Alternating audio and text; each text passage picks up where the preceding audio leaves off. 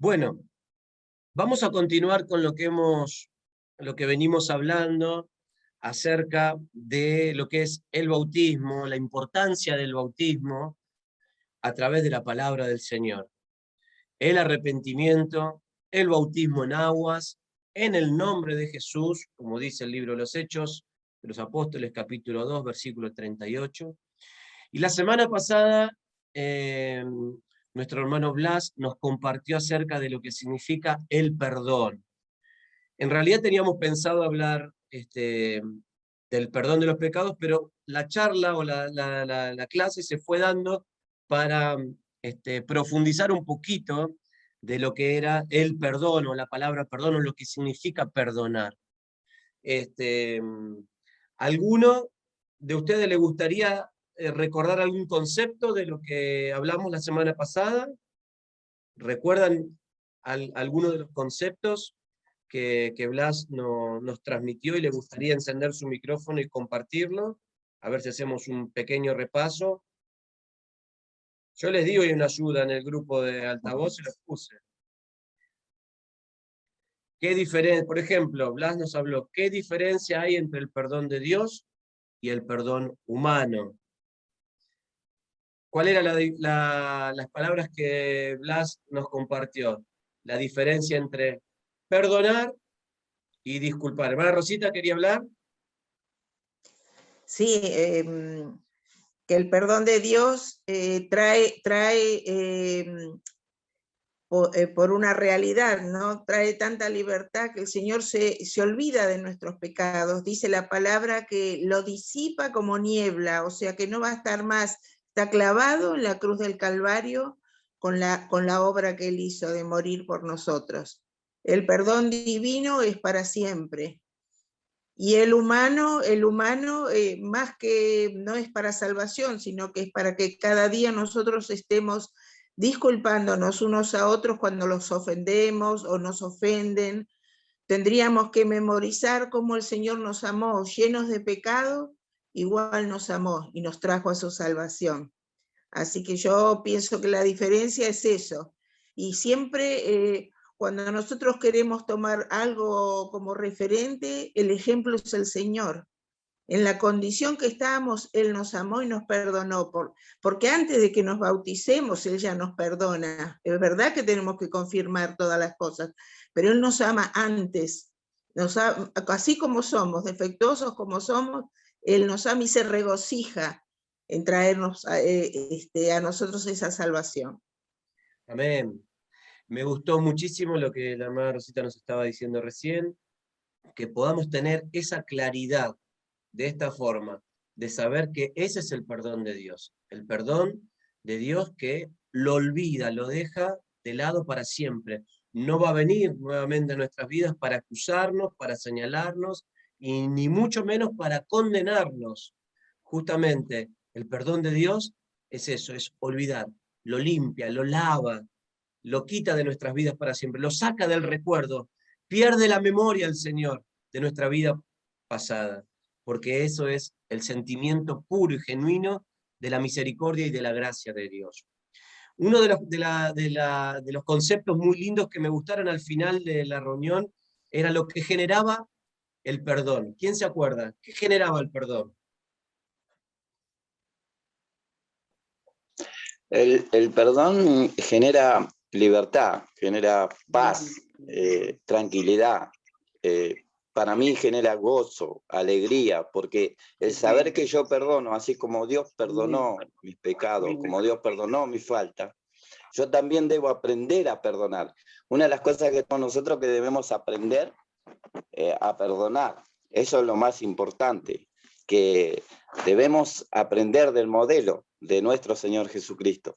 Eso es lo que yo tengo para agregar. Muy bien, muy bien. ¿Alguien más se acuerda? Lo que dijo el hermano Alberto es alguna de las cosas sí que manifestamos la semana pasada.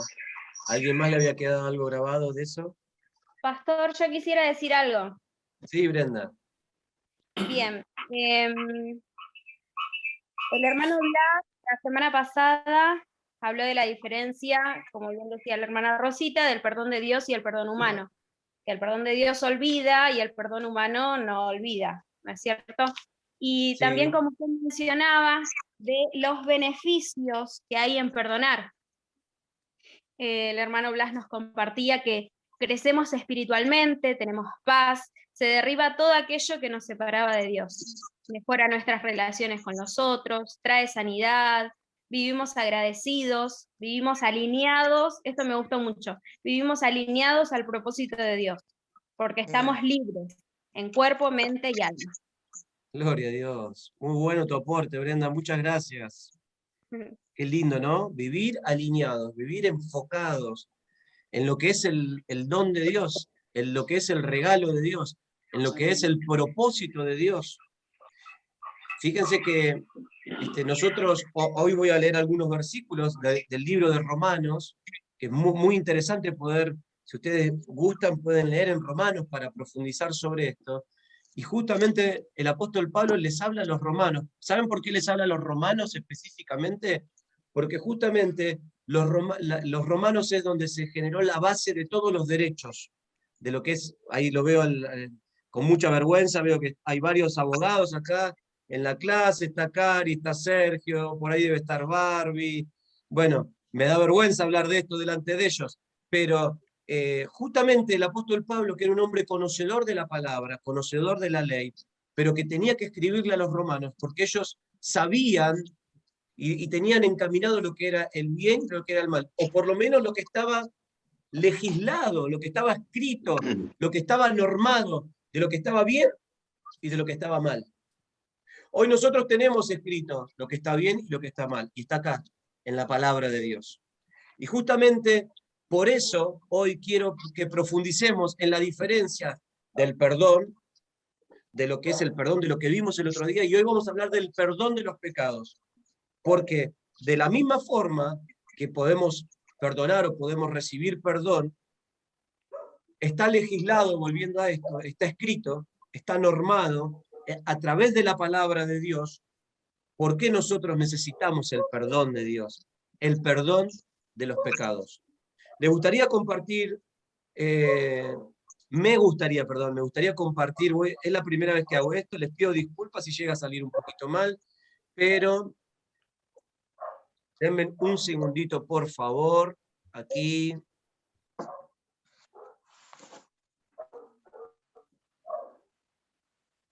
Muy bien. ¿Están viendo? Bueno, hoy vamos a hablar, ¿lo ven, no? ¿Verdad? Bueno, lo que yo no puedo es verlos a todos ustedes, ¿sí? Así que no se me queden dormidos. Presten atención, por favor. Bueno, hoy vamos a hablar acerca del perdón de los pecados. La semana pasada les pregunté, antes de avanzar, ¿es necesario, o Blas hizo, me gustó mucho lo que Blas hizo, hacernos preguntas para que ustedes participen, pero también justamente para impulsarlos a entender lo que la clase nos quiere decir. Una de las preguntas de Blas, o que hicimos, no sé si Blas la tenía escrito, estoy buscando por aquí, pero sí me acuerdo que surgió esta pregunta. ¿Es necesario pedir perdón para ser perdonado? Porque, por ejemplo, la hermana Rosita me acuerdo que contó un ejemplo, un testimonio personal de su vida, que ella pudo perdonar sin que le pidan perdón. Y ella sintió el gozo de hacer eso, la paz de hacer eso, y incluso tuvo el reconocimiento, el regalo de Dios, el premio de que esa persona que ella pudo perdonar, la pudo traer al Evangelio y pudo recibir el nombre de Jesús. Entonces, me imagino que la satisfacción de haber perdonado sin que le pidan perdón, humanamente, sentimentalmente para ella, no tiene precio, obviamente. Ahora, con respecto a lo que la palabra de Dios nos dice, básicamente, antes de entrar en lo que tengo preparado, desarrollado para compartir con ustedes, ¿qué les parece a ustedes? ¿Es necesario pedir perdón de nuestros pecados? Amén. Sí. Amén. Sí. Sí, sí, amén. Amén. Bueno, Amén. ¿alguno sabe o recuerda algún versículo? Yo tengo un versículo que no lo tengo acá anotado, pero que refleja esto. ¿Alguno sabe algún versículo con el cual pueda fundamentarme que es necesario declarar o pedir perdón? Quiero preguntarle también, ¿alguno de ustedes alguna vez pidió perdón y no fue perdonado? ¿Alguno de ustedes pidió perdón y le dijeron, no, no te perdono?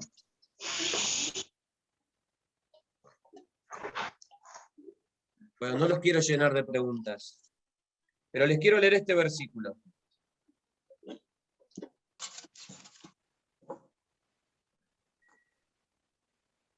Más, que dice, cerca de ti está la palabra, en tu boca y en tu corazón. Esta es la palabra de fe que predicamos. Esto no lo tenía preparado, ¿sí? Lo recuerdo en este momento y por eso se los comparto. Cerca de ti está la palabra. ¿Qué palabra? La palabra de Dios. En tu boca y en tu corazón. Y esta es la palabra de fe que predicamos. Ahora cuando nos introduzcamos en lo que la clase de hoy está preparada, ustedes van a ver que hay una controversia. ¿Cuál es la controversia entre nuestra fe y entre aquello que está lejos de la fe en Dios? Entonces, por lo menos, si nosotros tenemos esta guía, que es la palabra del Señor, nosotros hablamos y predicamos de nuestra fe. Nosotros no predicamos para discutir, no predicamos para pelear, no predicamos para tener confrontación con nadie de nuestra propia iglesia, con nadie de nuestra propia doctrina, con nadie de otras iglesias, con nadie de otras denominaciones, con nadie de otras religiones. Nosotros predicamos el mensaje de la reconciliación, el mensaje de la paz, el mensaje de la salvación. Quien necesite, quien en su vida tenga esa necesidad de recibir esta palabra de salvación, va a recibir lo que usted y yo tengamos preparado para darles. Pero miren qué hermoso lo que Pablo les dice a los mismos romanos, ¿sí? Esta es la palabra de fe que predicamos, que si confesares con tu boca que Jesús es el Señor, y creyeres con todo tu corazón que Él le levantó de los muertos, serás salvo. Porque con el corazón se cree para justicia, pero con la boca se confiesa para salvación.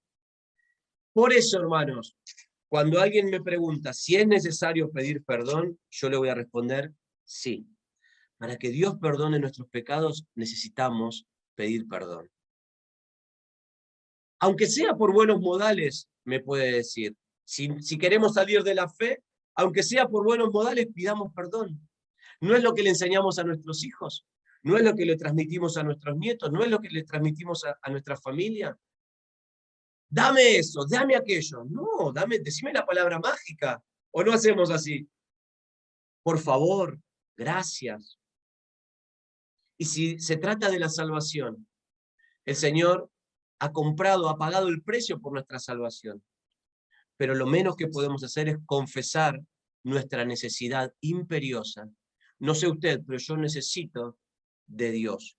No sé usted, pero cuando yo vine al camino del Señor, yo necesité el perdón del Señor, necesité que Él me restaure, que Él me regenere, que Él me dé una nueva vida. Entonces, ¿qué más podemos discutir con alguien que cree que no necesita pedir perdón? Si realmente alguien necesita perdón, si alguien necesita ser perdonado, va a tener la claridad y la lucidez de pedir perdón. Vamos a introducirnos en lo que la palabra de Dios en esta noche tiene preparados. No quiero ser muy extenso, pero porque me gustaría después compartir con ustedes. Miren, esto que yo les transmito allí es la definición del diccionario. Y justamente la definición del diccionario es la que se condice con lo que opina una persona que no tiene al Señor, que no cree en Dios. Pecado es el pensamiento, o es la palabra, o es la acción que se considera en contra de la voluntad de Dios o de la religión que profesamos. Fíjese que la propia Real Academia Española lo genera la palabra pecado, o lo común de lo que se piensa, relaciona el pecado con lo religioso, relaciona al pecado con la relación que podemos tener con Dios, o que no tenemos con Dios. Fundamentalmente se refiere a estas tres actitudes: el pensamiento, la palabra o la acción. Qué difícil, ¿no? Qué importante. Ya lo tenés en tu pensamiento, ya estás pecando. Lo decís con tu boca, lo emitís el sonido de tu pensamiento, sale por tu boca, ya es pecado. Lo accionás con tus manos, ya es pecado. Pero, como lo que vamos a mostrar a continuación, para el hombre, parece ser que solamente el pecado es si se trata de una relación con Dios. Si nada tiene que ver mi vida con Dios, si yo no quiero tener una relación con Dios, pareciera que el pecado no existe. Pareciera que, como dice aquí, no pasa nada.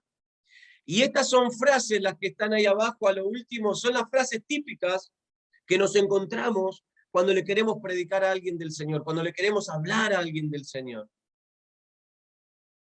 Pecado. Yo necesito que Dios me perdone. ¿De qué me tiene que perdonar Dios?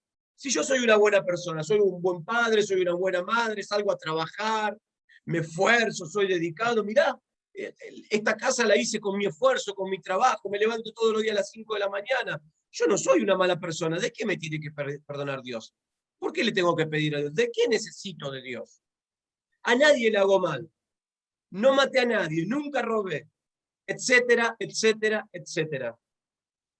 ¿No son así las excusas que muchas veces nosotros recibimos de aquellos con los cuales queremos compartir el mensaje de la salvación? Y el mensaje de la salvación, en definitiva, ¿de qué nos quiere salvar Dios? Del resultado del pecado nos quiere salvar Dios. Porque a continuación viene lo que nosotros creemos, y lo que nosotros creemos es que el resultado del pecado es lo que vamos a leer en la Biblia. En Romanos, en el capítulo 3, ahí dice el versículo 23, yo les voy a leer desde el 21. Dice, pero ahora, aparte de la ley, se ha manifestado la justicia de Dios, testificada por la ley y por los profetas. Esto es lo que el pueblo de Israel conocía, esto era lo que el Antiguo Testamento declaraba, a través de los profetas y a través de la ley promulgada por Moisés. Esto es lo que estaba escrito. Por eso, cuando Jesús vinieron a tentarlo, ¿qué les dijo el Señor? Escrito está. ¿Por qué le respondió así el Señor? Lo hemos escuchado en tantas lindas predicaciones muchas veces. Porque ante la ley de Dios, ante la palabra de Dios es inamovible. La palabra de Dios es irrefutable. Siempre recuerdo ese pasaje de las Escrituras en los cuales dice que vinieron los fariseos y los escribas y buscaban oportunidad para que Jesús se equivoque en alguna palabra, en alguna oración, en algún verso. ¿Cómo encontrar un error en Jesús si Él era el autor de la palabra? Él era el que con su dedo escribió la ley en la tabla de piedra de Moisés. Si Él era el que inspiró con su espíritu en el corazón y en la mente de los profetas para que emitan su voz. ¿Cómo encontrar un error en Jesús? Escribas y fariseos, ¿cómo encontrar un error en Jesús si Él era el autor de la palabra? El mismo Juan dice en Juan capítulo 1, versículo 1, en el principio era el verbo, la palabra, y el verbo era con Dios, la palabra era con Dios, y el verbo era Dios, la palabra era Dios. Hablando de Jesús que venía a esta tierra para salvarnos, para rescatarnos, para darnos vida, para darnos salvación.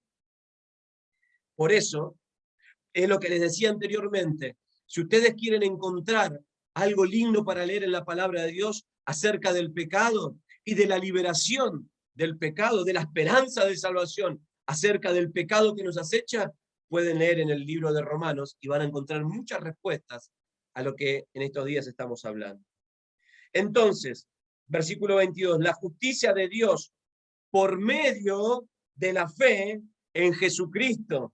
O sea, por medio de la fe en la obra del ungido, en la obra del enviado, en la obra del Cordero de Dios.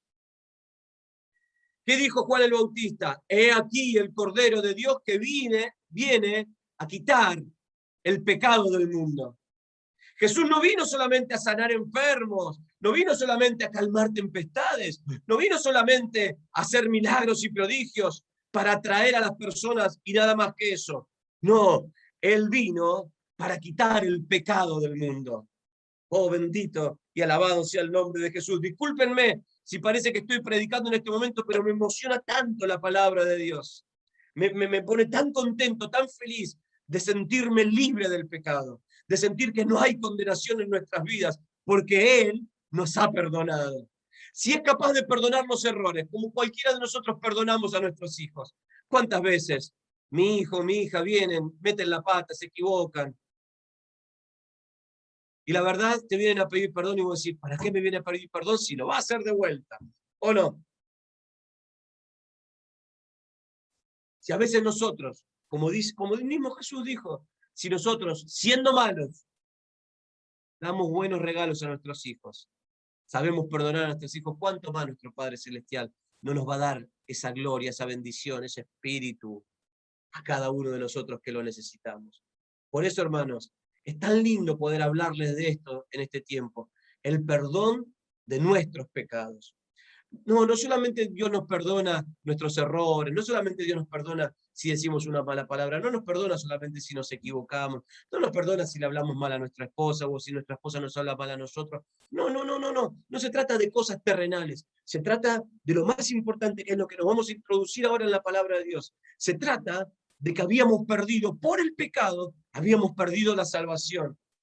Por el pecado estábamos condenados eternamente. Por el pecado nos vamos al infierno. Por el pecado tenemos condenación eterna. Pero por la fe, por la palabra de fe, por la ley nueva hecha por Cristo Jesús, al morir en la cruz del Calvario, a ir a las profundidades de las tinieblas y llevar cautiva a la cautividad.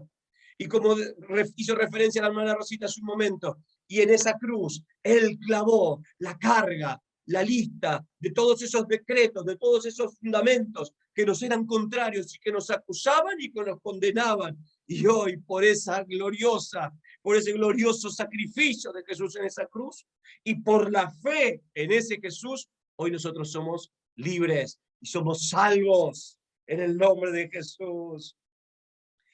Porque dice la palabra del Señor en el versículo 23, que es este en el cual yo les hice referencia en este apunte. Todos pecamos y perdimos la gloria de Dios, dice aquí. El versículo literalmente dice, por cuanto todos pecaron y están destituidos de la gloria de Dios. ¿Cuál es la gloria de Dios? Sino la salvación. ¿Cuál es la gloria de Dios? Sino la vida eterna. El Señor me bendice, el Señor es bueno conmigo, el Señor me fortalece. Eso no es la gloria de Dios. Las cosas que vivimos, que disfrutamos, que son bendiciones de Dios, es la vida que Dios para cada uno de nosotros nos permite vivir cotidianamente. Pero la gloria de Dios, ni siquiera la gloria de Dios es su Espíritu Santo llenándonos. Ese es un beneficio, ese es un regalo. Esa es una bendición, esa es una marca, ese es el sello, esa es la confirmación de que nuestra fe es real y verdadera. Hace unos días atrás estaba hablando con unos jóvenes y les decía, hay un fundamento que nosotros tenemos y eso es lo importante. Lo que nosotros sentimos, el Espíritu de Dios, la presencia del Señor. Podemos ir a cualquier lado, podemos ir a otra iglesia, podemos ir a cualquier lugar y hay algo que nos va a destacar, porque es eso que fluye dentro de nuestro, que es el Espíritu de Dios. Pero el Espíritu de Dios lo sentimos porque está dentro nuestro, porque es un regalo que nosotros tenemos. Pero no todos tienen ese regalo. Así que, si esto es una limitante, imagínense lo que es la gloria de Dios. Para los hombres, para las mujeres, para personas comunes de esta tierra, la gloria de Dios simplemente es pasarla bien, estar en paz, estar sanos, pero la gloria de Dios no tiene nada que ver con esto. La gloria de Dios no tiene nada que ver con nuestra vida terrenal. La gloria de Dios no tiene nada que ver con estos 65, 70, 75, 80 años que transitamos aquí en la tierra. La gloria de Dios es la que Él tiene preparada para cada uno de nosotros. Cuando durmamos o cuando Él haga sonar la trompeta y nos lleve a su presencia para siempre. Oh, bendito y alabado sea el nombre de Jesús, porque es verdad, todos pecamos y perdimos la gloria de Dios. Estamos destituidos de la gloria de Dios. No la tenemos más al alcance de nuestras manos. Pero, siempre la palabra de Dios tiene una palabra de esperanza. Y esto es lo que vamos a ver a continuación. Pero antes, quiero hacer referencia también al otro versículo que les dejé ahí en ese apunte, que es en el mismo Romanos, capítulo 5, versículo 12. La palabra del Señor nos dice así: por tanto, como el pecado entró en el mundo por un hombre, por Adán, y por el pecado entró la muerte. Así, la muerte pasó a todos los hombres por cuanto todos pecaron. Hermanos, amigos, esto no es para discutir, pero es la palabra de Dios. Y la palabra de Dios nos dice esto. Sería mucho más fácil, insisto, sería mucho más fácil ocultar la verdad de la palabra de Dios, ser un pastor buena onda y decir, somos todos salvos, está todo bien, todos vamos al mismo lugar y ganaríamos más seguidores y tendríamos la iglesia llena. Pero hay una responsabilidad que el Hijo de Dios tiene que tener, es confesar su pecado y decirle, Señor, pequé, pero tú me vas a perdonar. Pequé, pero veo que en la palabra de Dios hay una esperanza. Pequé no solamente por el pecado de Adán, no solamente por el pecado original, que sí, lamentablemente vemos que vive de arrastre, que viene de arrastre, de generación en generación. Porque lo que leímos al principio del capítulo 3 de Romanos es la ley de Moisés y es lo que está establecido por los profetas. Y no podemos sacarle ni una tilde, dice la Biblia, a su palabra. Entonces, lo que está establecido no lo podemos modificar, no lo podemos cambiar. Lo que es pecado, es pecado. Pero el único que pudo venir a cambiarlo es el autor de la palabra. ¿Y cómo vino a ser para cambiar, para transformar, para trastocar esto?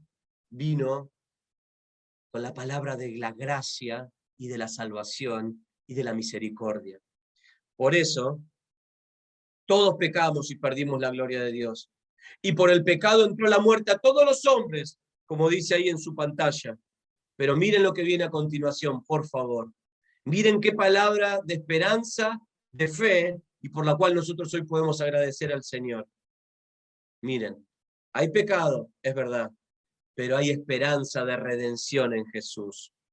Porque si leímos en Romanos capítulo 3, versículo 23, por cuanto todos pecaron y están destituidos de la gloria de Dios, el versículo 24, inmediatamente, y este es el poder de nuestro Dios, y esto es lo maravilloso de nuestro Dios, que si hay una condenación, si hay una situación adversa, inmediatamente la palabra de Dios te muestra la salida, la palabra de Dios te muestra la salvación, la palabra de Dios te muestra esa palabra de esperanza, que es la que viene a regocijar y a salvar nuestras vidas. Porque dice el versículo 24, todos pecaron, están destituidos de la gloria de Dios, pero somos justificados, y miren qué lindo, gratuitamente por su gracia.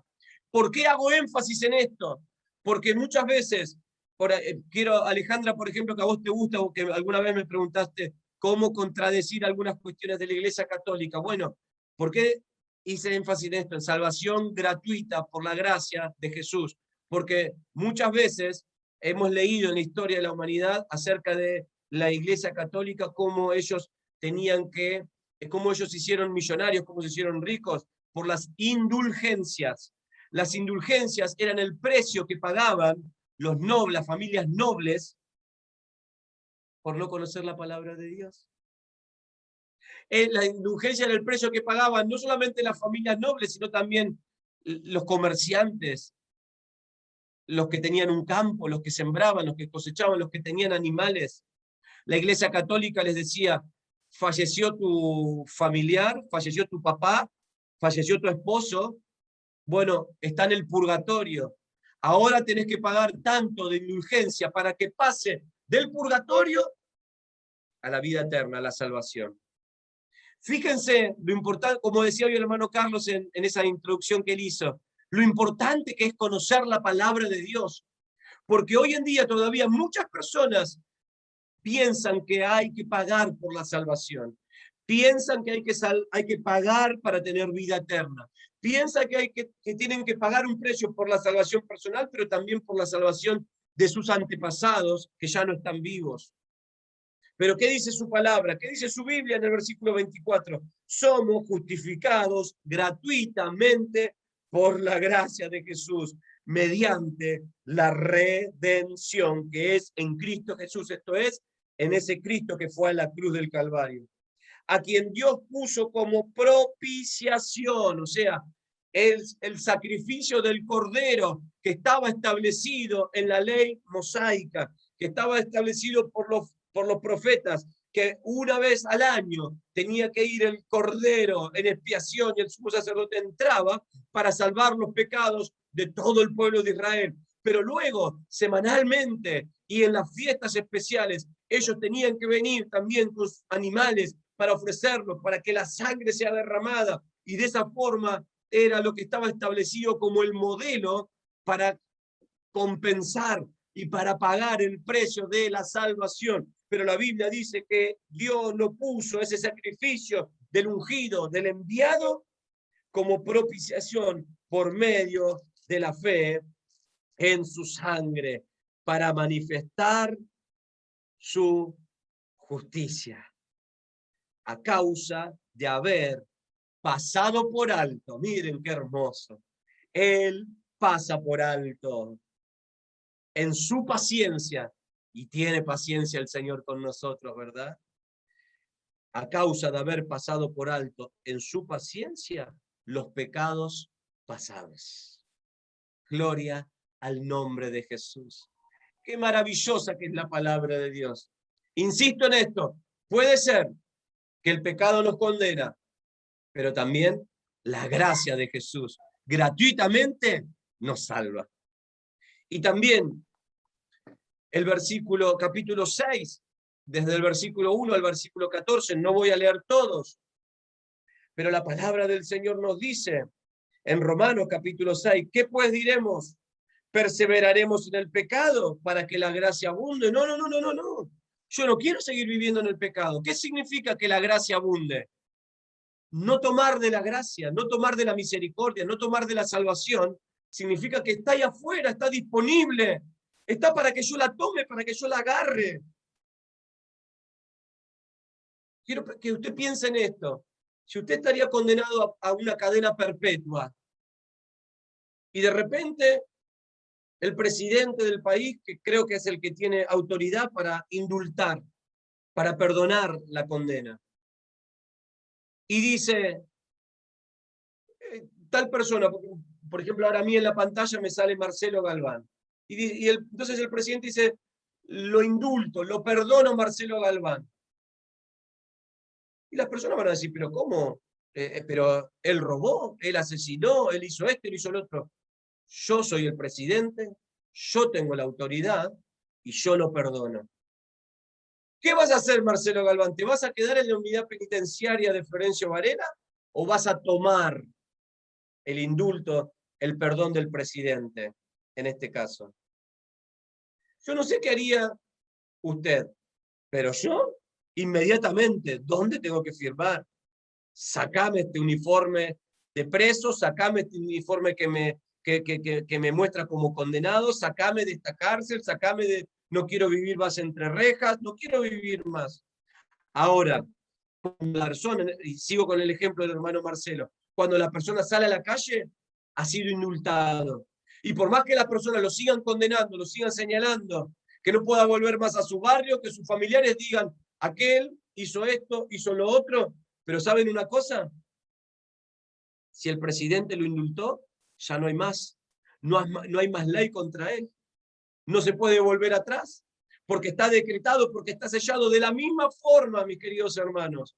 ¿Por qué vamos a vivir en el pecado y dejar que esa gracia que está allá afuera abunde? ¿Para quién? ¿Para con otros? Si hoy Dios me perdona a mí, si Dios perdona mis pecados, si Dios me libra de mis pecados, si Dios me libra de la condenación, ¿cómo voy a dejar pasar la oportunidad y que la gracia de Dios abunde para otros y yo no tenga nada de eso? No. Perdónenme, pero si yo tengo que declarar mi pecado delante de la presencia del Señor, lo voy a hacer porque yo quiero tener salvación. Yo quiero tener vida. Por eso, la respuesta inmediata de Pablo fue: en ninguna manera, porque los que hemos muerto al pecado, ¿cómo viviremos aún en él? Queridos hermanos, esto es lo que la palabra de Dios nos dice. ¿O no sabéis que todos los que hemos sido bautizados en Cristo Jesús, hemos sido bautizados en su muerte? Porque somos sepultados juntamente con él para muerte por el bautismo, a fin de que como Cristo resucitó de los muertos por la gloria del Padre, así también nosotros andemos en vida nueva. Y esta es la gracia y la misericordia del Señor. Y quiero finalizar con el versículo 14 de Romanos capítulo 6. El versículo 14 dice esto, que es lo que quise reflejar en el último renglón que está allí. El pecado no me domina más. Ya no hay más condenación para los hijos de Dios. No hay más condenación para aquel que ha confesado sus pecados y se ha bautizado en el nombre de Jesús, porque sus pecados han sido perdonados. Ya no están más, ya no existen más. Y la Biblia dice en el versículo 14, porque el pecado no se enseñoreará más de vosotros, pues no estás bajo la ley, sino bajo la gracia. Amén y amén. Gloria a Jesús.